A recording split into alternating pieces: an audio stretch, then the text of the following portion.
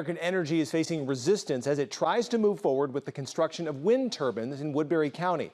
Right now, MidAmerican boasts over 3,400 wind turbines in 33 Iowa counties. In May, Woodbury County supervisors increased setback distances for the construction of wind turbines from 600 feet to 2 miles around incorporated towns in the county.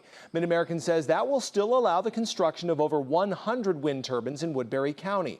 Some landowners support the project, but a petition which opposes new wind turbines got over 900 signatures. Opponents want either major changes to the ordinance, like a substantial distance between a wind turbine and a residential home, or a ban on any wind farms in Woodbury County. There's a place for wind, but it's not in close proximity to people, their houses, their animals, or their property. So, and in the case of Woodbury County, because of our dense rural population, we are not the right place for that. They just need to pack up and go somewhere else where it's more suitable. So we're just going to stay around here and keep the awareness up until they realize that we're not the right county, and they'll move on and go somewhere else. In spite of the opposition, MidAmerican has secured land for the project.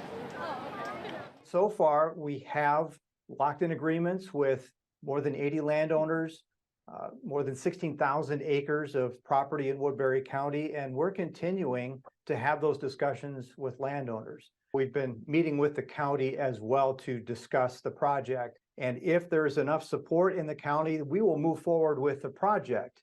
If it falls short, then we will look at our options. For Woodbury County residents who want to express their opinions about the wind turbine project, you can sign up to speak at the Board of Supervisors meeting every Tuesday afternoon starting at 4:30 p.m.